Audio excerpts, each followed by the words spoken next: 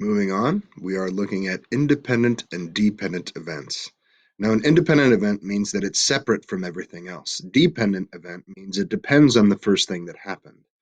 So if something's dependent, it means that it relies on it or it requires something else to happen before it can happen.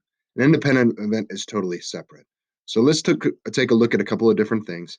On this particular quiz, we're just going to ask, is it independent or dependent? Pretty simple. So let's go ahead and run. A coin landing heads on one toss and tails on another toss. So if I get a head on one toss, is that going to influence getting a tails the second time? No, they have nothing to do with each other. Flipping a tails might happen, it might not happen, but it doesn't require the heads the first time around. And so this is going to be an independent event because flipping the tails the second time around has nothing to do with the heads the first time around. But if I look at the second one, drawing a heart and a spade from a deck at the same time.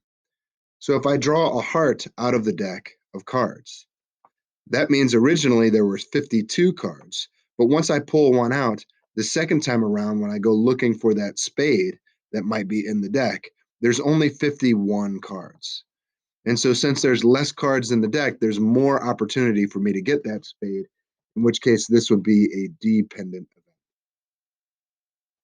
event. Okay, so we'll work through a couple of examples like that just to get this down. I'm just going to ask you, is it independent or dependent? If I have the word other on there, don't pick it on the quiz. Just independent, dependent events is all we're looking at. So getting tails on a coin toss and rolling a 6 on a number cube.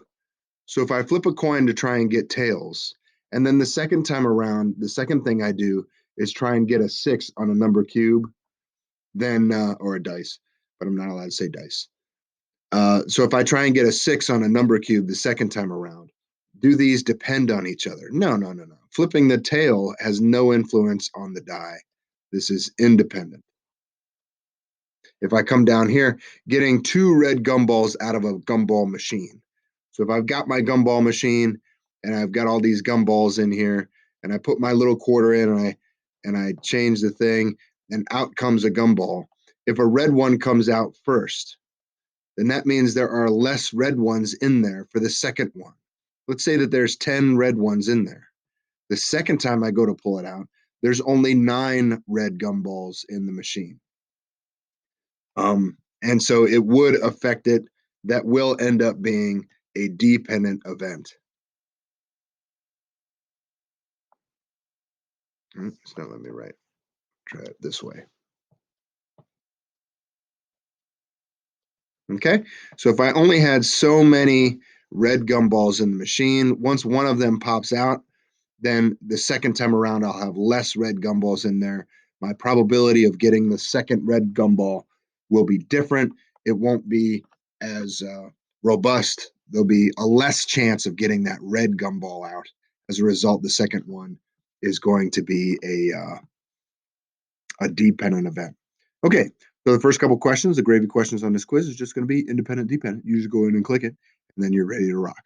And we'll continue from there. We'll look at the next example here on the next video.